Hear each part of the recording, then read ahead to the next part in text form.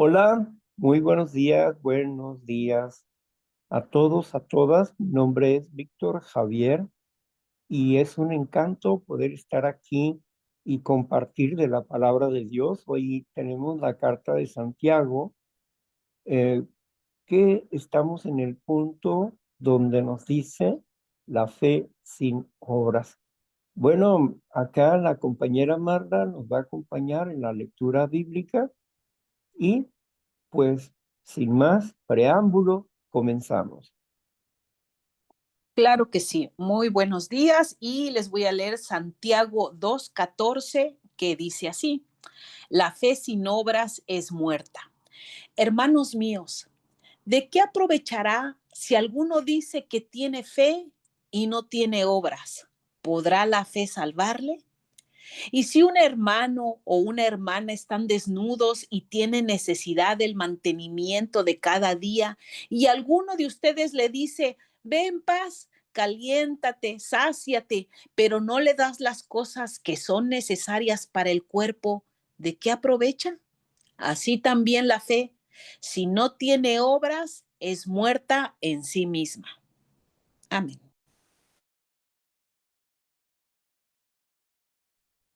Bueno, hablar de fe no es hablar solamente de una corazonada o una oración vacía. Hablar de fe significa que tenemos una base en quien confiar. La palabra fe viene significa un documento legal. La palabra fe, emuná. Sí, tenemos la esperanza en un documento legal. El apóstol Pablo, en Hebreos capítulo 11, versículo 1, nos dice claramente, es pues la fe, la certeza de lo que se tiene, la convicción de lo que no se ve. ¿Qué es lo que tenemos? Un documento que está lleno de esperanza, que está lleno de proyectos para nosotros, aquellos que hemos aceptado el reto de ser cristianos. Estas esperanzas nos colman de fortaleza y nos ayudan a entender mejor nuestras propias vidas y a relacionarnos con nuestro Dios. Conocer el ejemplo del Señor Jesucristo, quien nos dio a conocer la existencia del Padre, es una maravilla. Entendemos naturalmente que la vida eterna significa conocer a Dios, el único Dios verdadero, y a su Hijo Jesucristo, como dice Juan 17:3. Cuando hablamos de la fe, hablamos en la confianza en la palabra de Dios, en estos principios del Espíritu. Tenemos esa confianza que lo que Él dice es real. Y cuando lo ponemos por obra, nosotros estamos obedeciendo a Dios. Y al obedecer a Dios hay un beneficio para nuestras vidas. Siempre hay beneficios para nuestras vidas. Por lo tanto, cuando aplicamos esta confianza de acuerdo a la lectura de la palabra, nuestras vidas cambian asombrosamente. Santiago nos expresa que la fe sin obras es una fe muerta, que necesitamos obras de fe. ¿Cuál es la obra de fe? Dice que si ves a tu prójimo que tiene hambre o que tiene frío, y tú solamente le dices, anda, ve, cobíjate o resguárdate, pues esto no le beneficia en nada. ¿Por qué? Porque aunque alimente y se cobije, él mismo, ¿cómo puede hacerlo si no tiene las cosas para alimentar su cuerpo o para cobijar su cuerpo. ¿Cómo pues podrá hacerlo? ¿Con tu sola palabra? No, tiene que haber una acción, una acción. La misericordia, dice, bienaventurados los que tienen misericordia, porque ellos recibirán misericordia. La misericordia, naturalmente, es el acto de dolernos la situación de una persona, pero no quedar en eso, en una simple lástima, sino la misericordia va más allá. Esto implica que si alguien tiene hambre, nosotros podemos compartirle el alimento. Y si alguien tiene falta de cobijo o de ropa, y nosotros podemos proveerle alguna ropa, eso es el acto de nuestra fe. ¿Por qué? Porque todo el bien que hicieres con cualquiera de estos mis pequeños, pónmelo a mi cuenta, dice Dios. Yo te lo pagaré. Así que nosotros vamos comprendiendo que cada acto de nuestra vida no es en vano. Cada acción bondadosa que nosotros tenemos no es en vano. Lo que siembras cosechas. Siembra misericordia y recibirás misericordia, dice Dios. ¿Pero de quién voy a recibir misericordia? ¿Del mundo? El mundo es cruel. Pero voy a recibir misericordia de Dios. En el momento preciso en que yo necesite de esa misericordia, de ese amor, cuando estoy solicitando alguna cosa, entonces vendrá la misericordia de Dios a mi vida. Como le ocurrió al centurión. Este centurión que por las tardes oraba, y al estar orando apareció un ángel, y el ángel le dijo al hombre, tus muchos apoyos económicos y tus oraciones han sido escuchados. Fíjense que el ángel no dejó fuera lo material, pero lo material, esos dineros que él regalaba o daba o ayudaba a las personas con su dinero, era la misericordia de este Cornelio, el centurión. Él tenía a su cargo a 100 soldados y ellos tenían un lugar de oración que Cornelio había construido. Él no era parte del, um, de la ciudadanía judía.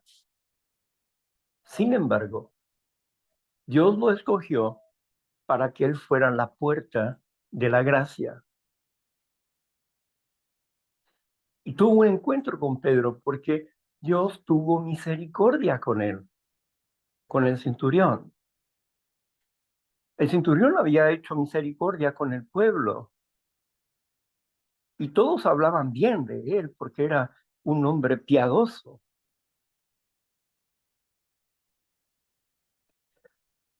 Pero ¿por dónde llegó la misericordia?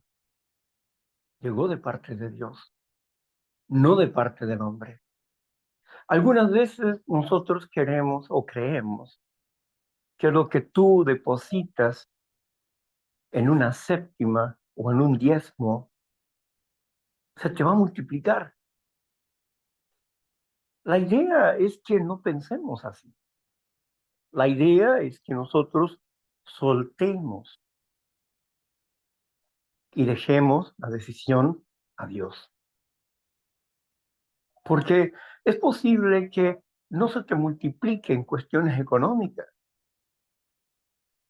pero en otras bendiciones que necesitas para tu vida, se podrán ver esas cosas. Por eso es importante que nosotros tengamos una fe que obra, una fe que transforma, que cambia, una fe activa.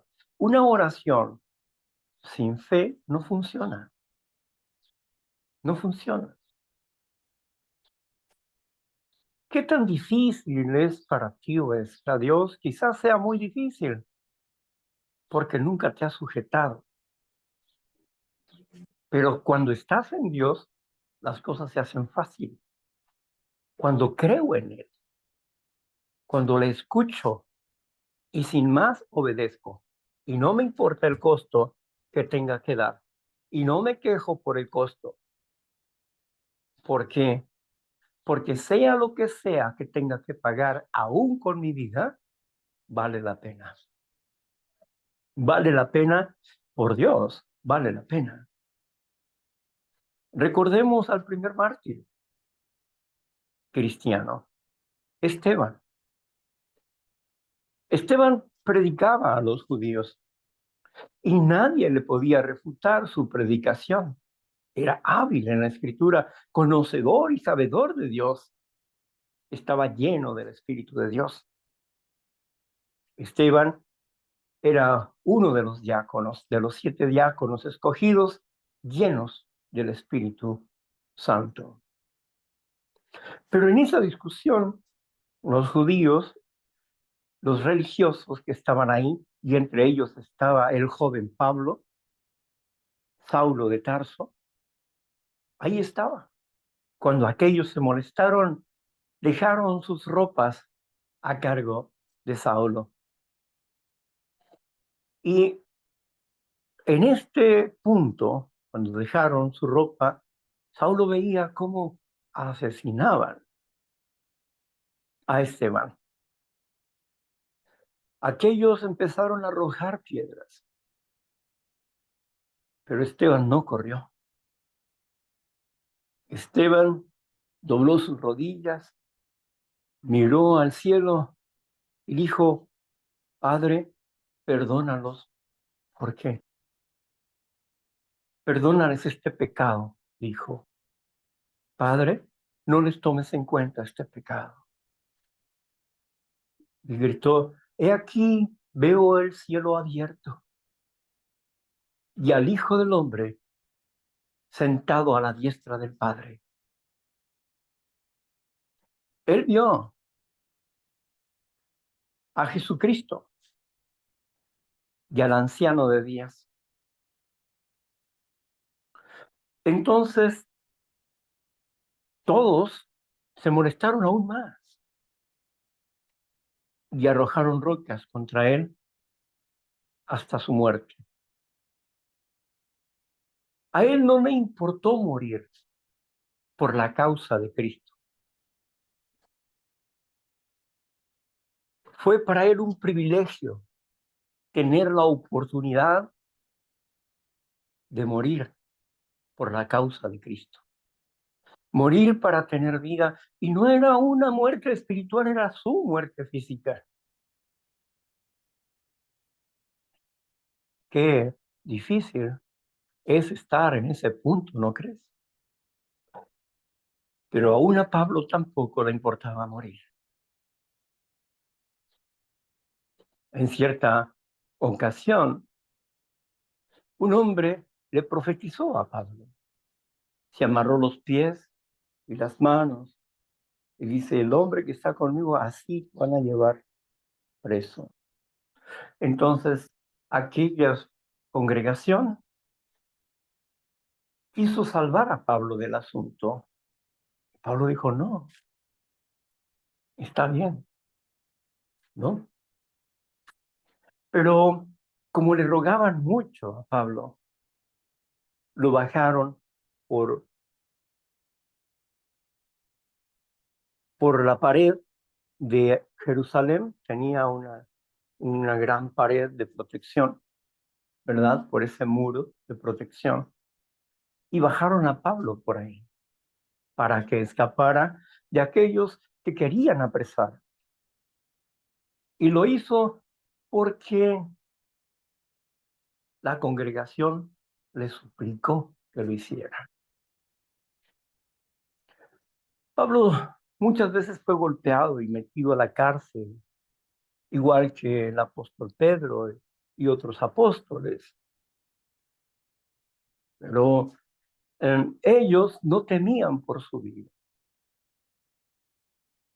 Cuando Pedro es golpeado junto con los apóstoles, es golpeado y le dice el Ananías,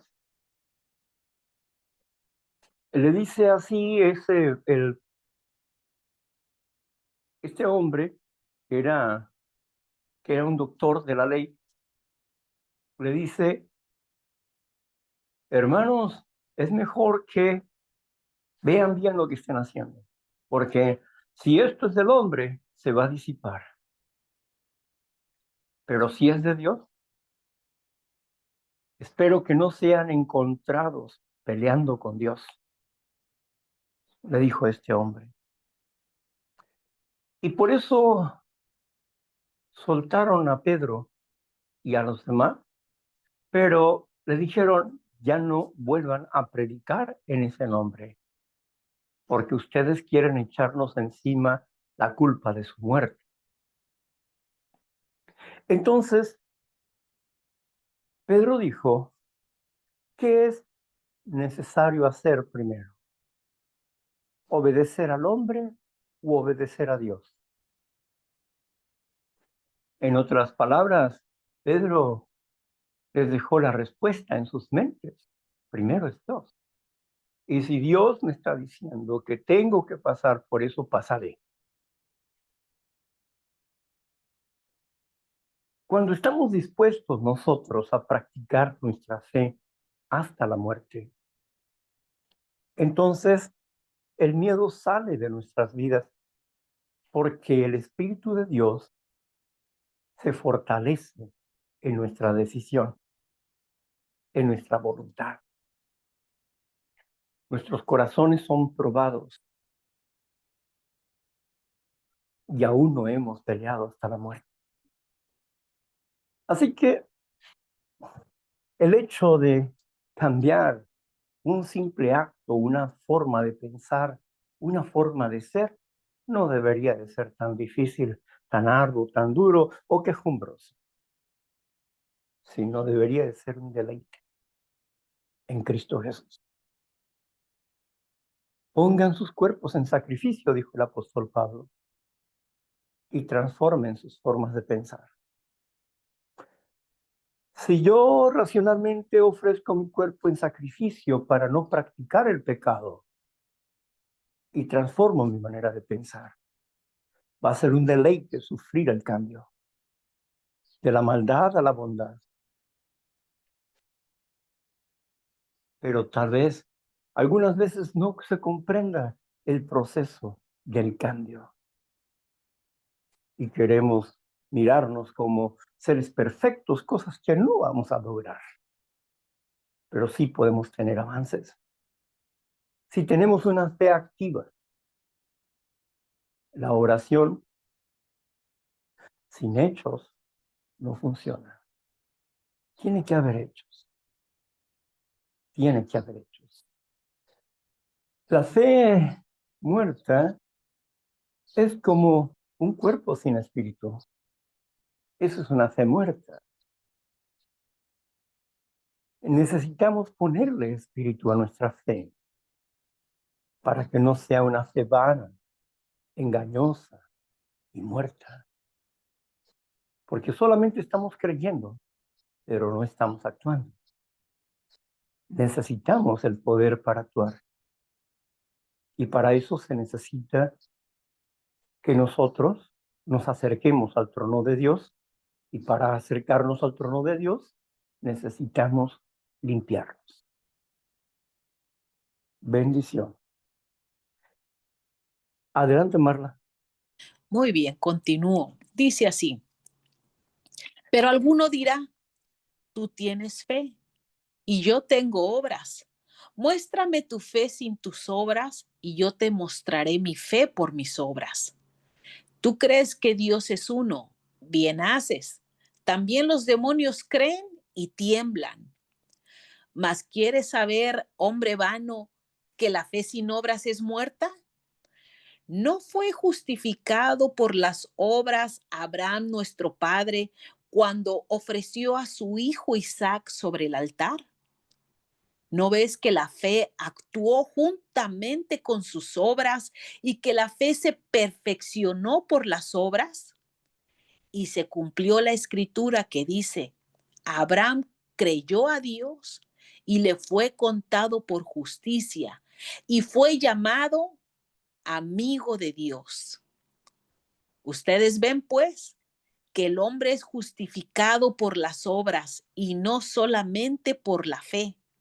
Asimismo también Rahab, la ramera, no fue justificada por obras cuando recibió a los mensajeros y los envió por otro camino, porque como el cuerpo sin espíritu está muerto, así también la fe sin obras está muerta.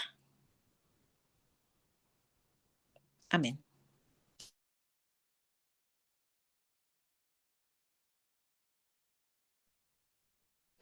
Aquí Santiago nos explica acerca de la gracia. Abraham, el padre de la fe. ¿Por qué se le llamó el padre de la fe Abraham? Bueno, se le llamó el padre de la fe por su obediencia a Dios.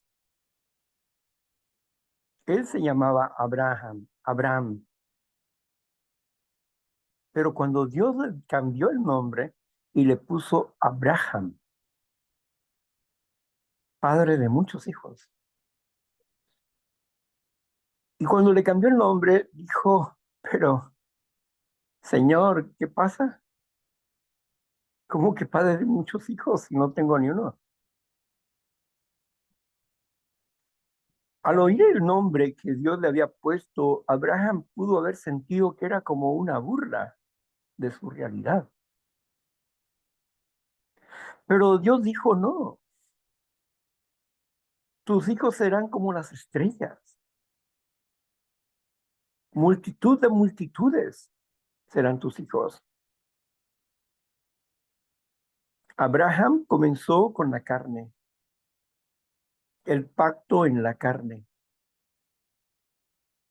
Hizo un pueblo bajo el pacto en la carne. Y su obediencia era quitar el prepucio a sus hijos, recordando el pacto que Dios había hecho con Abraham. Circuncidados en la carne. Ahora bien,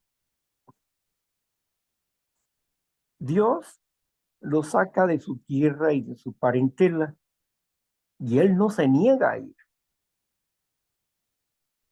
Él le cree a Dios y sigue su camino.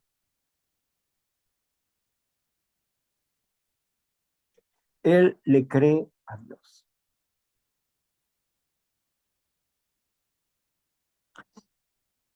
En cada parte del camino, de acuerdo a la obediencia de Abraham, lo premiaba y engrandecía sus bendiciones, diciéndole, el que te bendiga a ti será bendito, y el que te maldiga será maldito. Todo el mal que desee para ti, la persona lo tendrá. Abraham, en aquel momento, empezó a ser un representante de Dios en la tierra, un profeta del Altísimo, y formó un pueblo de Dios con con todos los que convivían con él, con sus empleados. Abraham tuvo muchos hijos. Por parte de Agar y parte de su hijo Ismael, tuvo 12 hijos, que son las 12 tribus que le dieron vida a los árabes. Así que los árabes son hermanos, hermanos de Israel, son medios hermanos. Porque Israel, Jacob, tuvo 12 hijos por la vía de Abraham. Abraham, Isaac, Jacob. 12 hijos que dieron a luz la tribu de Israel, porque se le cambió su nombre de Jacob a Israel. Israel, que significa el vencedor, porque Jacob había discutido con el ángel y había vencido, dice la escritura, discutiste con Dios y venciste. Entonces, fue bendecido Jacob y tuvo a sus 12 hijos. Las tribus de Israel creció y se multiplicó bajo el pacto de Abraham en la carne. Pero había otro pacto, y aquí es lo que describe el apóstol Santiago, el pacto de la fe. Porque antes de darle el pacto de la carne, empezó con la gracia. ¿Por qué? Porque Abraham le creyó a Dios y eso se le tomó como justicia. Es decir, él obedeció, se le tomó como obediencia a un mandamiento, porque no puso ninguna cosa, nada, no se opuso a nada, sino que dijo está bien y caminó con Dios. Así que primero fue el pacto de la gracia, porque por la fe de Abraham, que le creyó a Dios, se le dio el pacto. Entonces, ¿qué fue primero? Primero fue la gracia, la fe, el pacto de la fe, y después vino el pacto de la carne. Ahora habían cambiado las cosas, el pacto de la carne había terminado, los sacrificios y todo eso había terminado, pero Abraham seguía siendo parte del pacto, el pacto de la fe. Y aquí es donde entra el pacto de la gracia. Por fe son salvos. Por confiar y hacer la palabra de Dios son salvos. Por obedecer a Dios son salvos. Y es lo que explicaba. Y dice, y fue llamado Abraham amigo de Dios. Abraham conocía muy bien a Dios. Cuando fueron al monte para hacer un sacrificio que Dios le había pedido, él dijo claramente antes de subir al monte, el muchacho y yo regresaremos. No dijo que se iba a morir o que ya no iba a venir, ni se soltó llorando, ¿no? Quédense ustedes aquí, el muchacho y yo iremos y regresaremos. Isaac recogía leño Y cuando se preparó todo para el holocausto, dijo Isaac, papá, pero ¿y dónde está la ofrenda? ¿Dónde está el cabrito, la oveja? No te preocupes, el eterno Chiré, Dios provee. Así que lo puso ahí y alzó él su mano para cumplir lo que se había dicho. Abraham entendía que Isaac era importante para Dios como para él, porque era el hijo del pacto. Y entendía que Dios quería instruirle en algún asunto, pero no comprendía exactamente qué. Cuando él levantó la daga para sacrificar a su hijo, inmediatamente se oyó la voz, detente, Abraham. Ya sé que tu corazón es fiel a mí, amigo de Dios. Y le dijo, mira, ahí está para el sacrificio. Había dicho que Dios iba a proveer.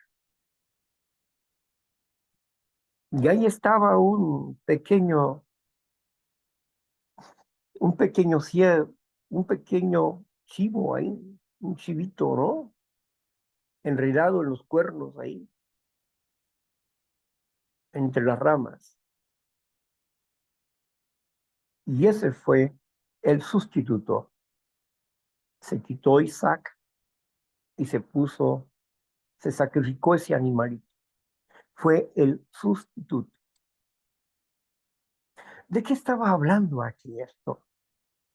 Estaba hablando del acto de la Pascua. Estaba hablando de la profecía de Jesucristo. Que un hombre tiene que morir por el mundo, por el pecado del mundo, pero un hombre que sea capaz de resucitar y ser perfectamente obediente a Dios. Ahí estaba el sustituto. No tenía que morir un hombre, sino en vez de un hombre, las ofrendas a Dios eran los animalitos, la sangre inocente de los animalitos.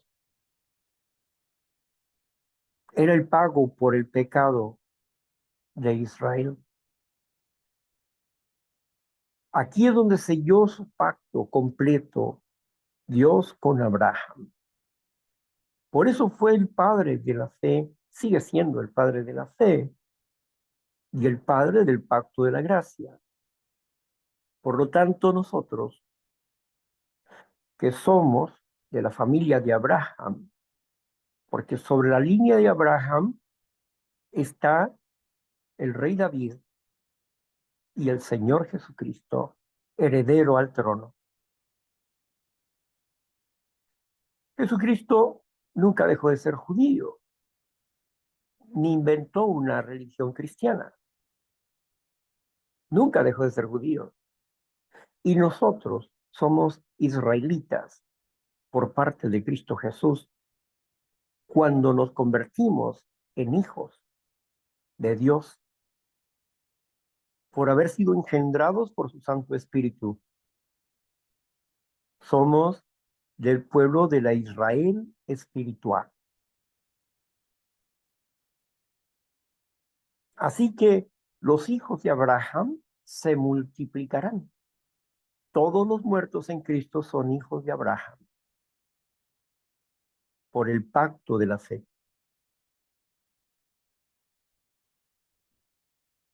Venimos de la línea de reyes y sacerdotes, Cristo Jesús. Es nuestra cabeza y detrás de Cristo está Abraham. Por esa línea de bendición hemos llegado a conocer la salvación y el plan maravilloso de Dios. Y Santiago, en estas pocas palabras, nos expresa y nos recuerda este pacto, donde ya no hay preferencias, ya no hay exclusividad, sino tanto el pueblo de Israel como todas las naciones son parte de un solo pueblo, llamados a ser cristianos por el ejemplo de Cristo. El nombre no lo puso Jesús. Empezó el pueblo a mencionarlos en Antioquía. Por primera vez les llamaban cristianos. ¿Por qué? Porque profesaban la fe en Cristo Jesús. Pero en realidad son un pueblo israelita, la Israel espiritual, herederos al trono y herederos al sacerdocio.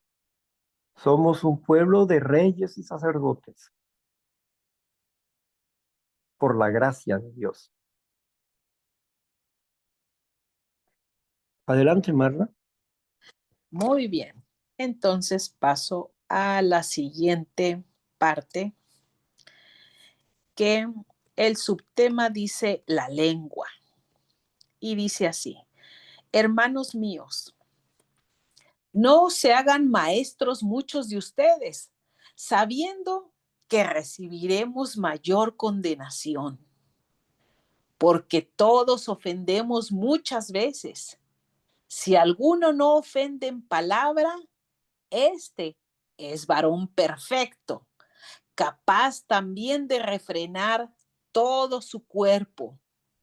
He aquí, nosotros ponemos freno en la boca de los caballos para que nos obedezcan y dirigimos así todo su cuerpo. Miren también las naves, aunque tan grandes y llevadas de impetuosos vientos, son gobernadas con un pequeño timón por donde el que las gobierna quiere. Así también la lengua es un miembro pequeño, pero se jacta de grandes cosas. He aquí cuán grande bosque enciende un pequeño fuego. Voy a leer esto más para terminar eso. Y la lengua es un fuego en un mundo de maldad. Ahí me voy a detener. Bien, aquí Santiago nos habla acerca de la importancia de la lengua. Y nos dice pues que no se hagan maestros, muchos de ustedes. ¿Por qué está diciendo no se hagan maestros? O sea, que no tomen un puesto que no les corresponde. Si a ustedes no se les ha dado ese puesto de maestros, no se hagan maestros. Ustedes no se autonombren maestros o no se autonombren como ministros de Dios. No, es Dios quien nombra a las personas y es no, Dios quien instruye. Para ser maestro, dice el apóstol Santiago, se necesita tener dominio propio,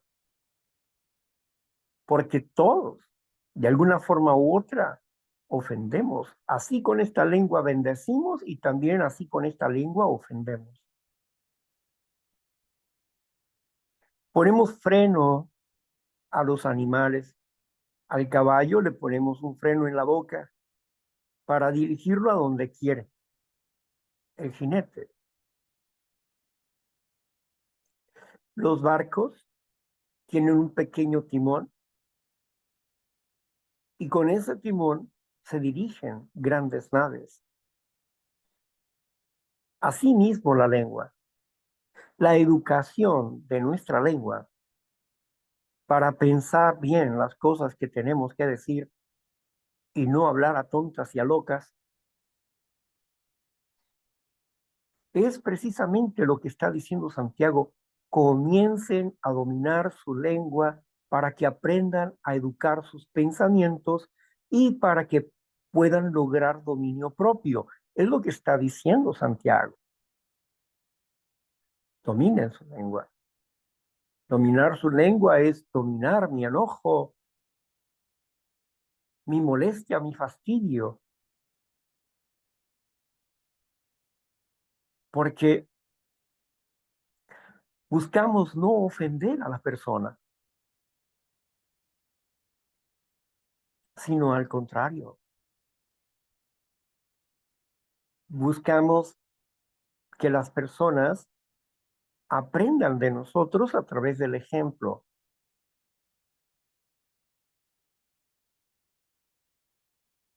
En alguna ocasión, por estar jugando,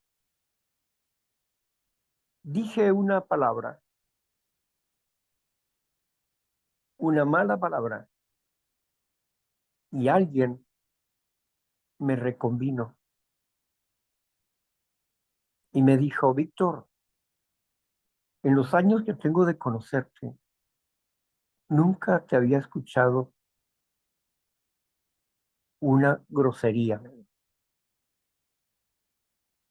Me avergoncé y dije, tiene razón.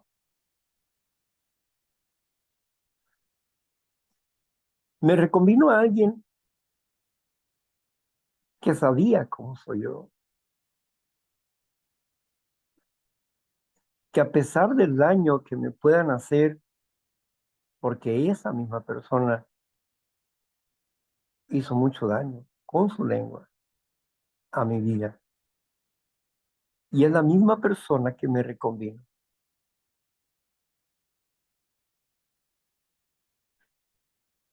¿Y quién me reprendió? Dios, a través de esa persona. Entonces, tuve que recapacitar en ese aspecto y prometerme no hacerlo de nuevo.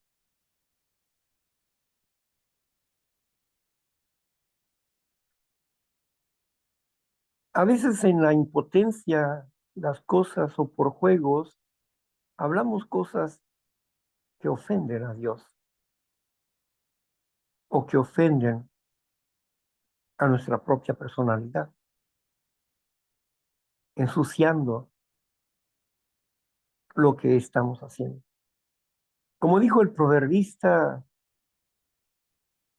una pequeña mosca echa a perder un perfume. ¿Qué quiso decir el proverbista con esto? Significa que debemos procurar que ninguna mosca caiga en el perfume que Dios ha puesto en nuestras vidas. El dominio de la palabra es importante para nosotros. Para poder, ¿qué? Dice el apóstol, ordenar los pensamientos y con ello lograr un dominio propio. Ponerle freno a la lengua, porque la lengua es como un pequeño fuego que puede quemar un gran bosque. O sea, la lengua puede ser un instrumento para muerte.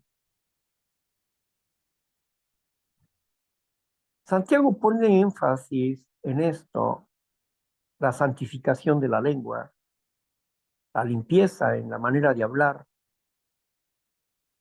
porque se podrán cruzar muchos pensamientos, pero yo decido no tener ninguno de esos pensamientos o no hacer esos pensamientos, sino decir, no, yo no soy así, no es mi lenguaje, yo no practico eso. Y digo lo que tengo que decir y no digo la sugerencia perversa que me dice la mente.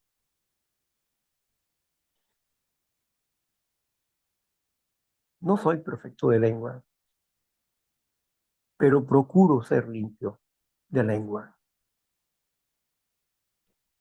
Como limpio en mis pensamientos y como limpio en mis acciones.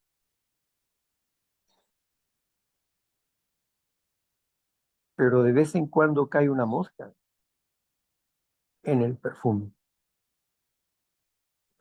Lo cual significa pues que el perfume significa que podemos tener muchas buenas obras, pero con una mala obra que te vean hacer, todo lo demás cae.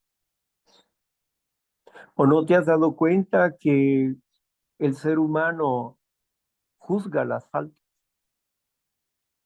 pero no ve los aciertos?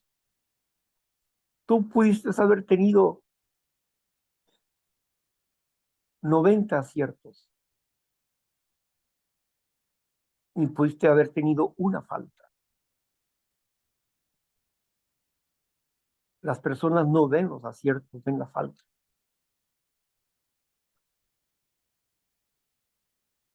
Y cuando las personas están ilusionadas,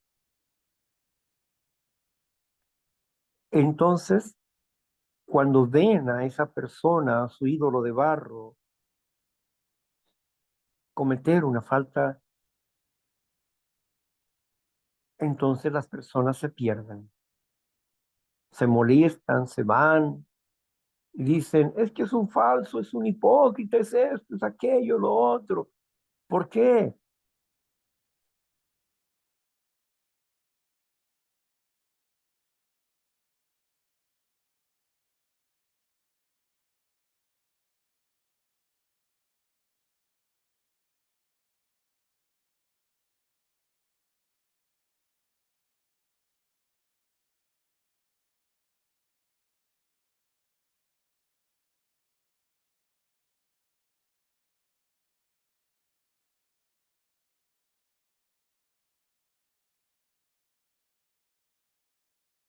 No se escucha. ¿Sería que le vi el internet? Pensé que era yo. Yo pensé que eso a lo mejor se me desactivó. Víctor, ya se salió. Yo creo que ahorita regresa. No te vayas a salir, Lu, porque el programa luego te agarró a ti como host. Entonces, si te sales, nos sacas a todos. Vamos a tener paciencia y esperar que se arregle el problema.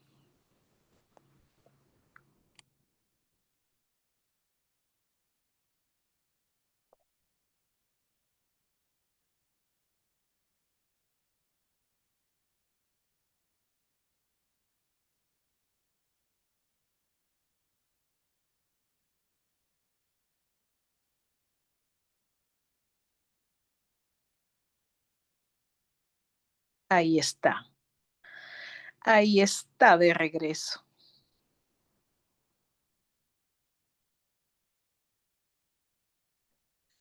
Gracias. Por un momento se cortó la electricidad Wow. y se cortó la internet. Gracias por su paciencia. Bueno, hablábamos acerca de la lengua y cómo nosotros necesitamos no ensuciar nuestro trabajo, el trabajo que estamos haciendo. ¿Cuántas veces las personas, podemos escuchar a las personas que tratan de reconciliarse con otra persona y están hablando muy bonito, etcétera? Pero la otra persona como que no se deja convencer y de pronto aquella persona que está hablando bonito se enoja y empieza a decir todo lo contrario. Fluye su verdadera realidad. Y todo lo que había dicho al principio ya no sirve.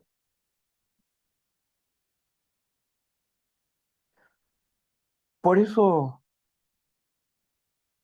aunque el juicio del mundo no nos importa, pero sí nos importa permanecer limpios. Y por causa de la conciencia de otros, a veces tenemos que parar ciertos actos o ciertas obras que nos hacen parecer personas indoctas. Pero como dijo el apóstol Pablo, yo teniendo ley para mí mismo, me he hecho a los demás como si no tuviera ley, pero soy ley para mí mismo. O sea, en otras palabras, aunque puedo compartir con las personas comunes y hablar comúnmente, soy ley para mí mismo. Es decir, yo no cambio, en mi interior yo no cambio, yo sigo siendo el adorador de Dios. Quiero ser un adorador que se le adore en espíritu y en verdad, que adore en espíritu y verdad al Señor, porque Dios, el eterno Dios de los ejércitos, busca estos adoradores que le adoren en espíritu y en verdad. San Juan 4:24 o 4:23. Entonces, seamos verdaderos adoradores en la fe, comencemos a organizar nuestra vida. Si bien, en el último versículo que nos leyó la compañera Marla, ahí habla que en la lengua hay un mundo de maldad, pero dice en la escritura Reina Valera, 1960, nos explica y nos dice que la lengua es inflamada por el infierno. Y cuando está hablando de que la lengua es inflamada por el infierno, quiere decir que la influencia del enemigo, el rey de la muerte, su influencia, el infierno significa tumba, muerte. Entonces, es inflamada por la muerte. Esto significa, pues, que detrás de un enojo, de una grosería, de una mala palabra, está el rey de la muerte, influyendo en esas vidas. Piénselo bien la próxima vez que lance palabras deshonestas sobre otra persona. Piense bien que Dios dice, sean santos como yo soy santo, que significa sean limpios de pensamiento como yo soy limpio. Dios nos invita a ser limpios en nuestra manera de pensar como de hablar, ¿verdad? Bueno, entonces, creo que ya llegamos a la hora, ¿no? ¿O sí? Bueno, faltan 5 minutos y a este le falta un párrafo. No sé si quiera que lo termine o así lo dejamos. Bueno, vamos a leer ese párrafo. Y dice así. Era justo lo que usted nos acaba de compartir.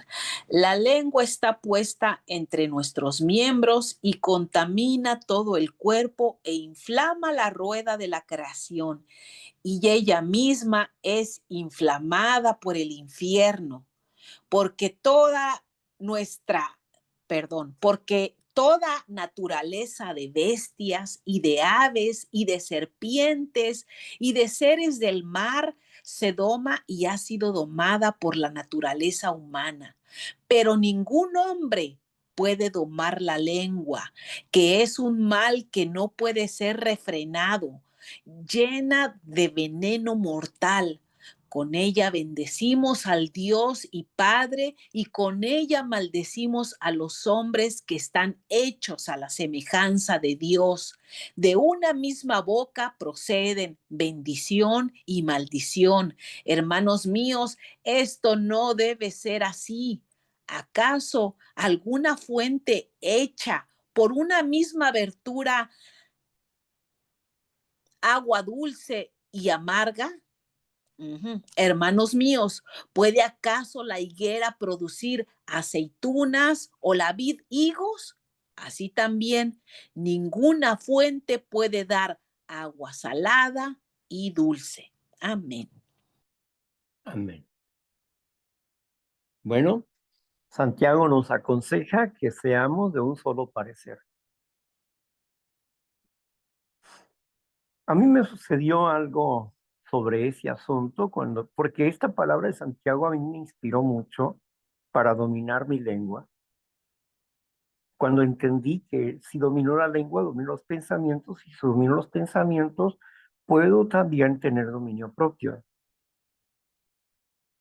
Ahora bien, pero tengo que ser de una sola palabra. Yo veía cómo dentro de los grupos, veía a las personas que subían a tribuna y como que se transformaban y empezaban a hablar muchas cosas groseras, fuera de lugar, y a veces hasta ofendían a otros. Y cuando estaban en sus casas, eran personas que se abstenían de la grosería. Me parecía hipócrita eso. Cuando leo esta parte, me doy cuenta que tengo que ser hombre con una sola personalidad. Como soy aquí, soy allá. Como me refreno aquí, me refreno allá. Así que para mí es importante este hecho. Este hecho de trabajar conmigo mismo, porque es lo mejor que me ha pasado. Las personas nos identifican por nuestra manera de hablar. A mí me han dicho en alguna ocasión, ¿usted va a alguna iglesia?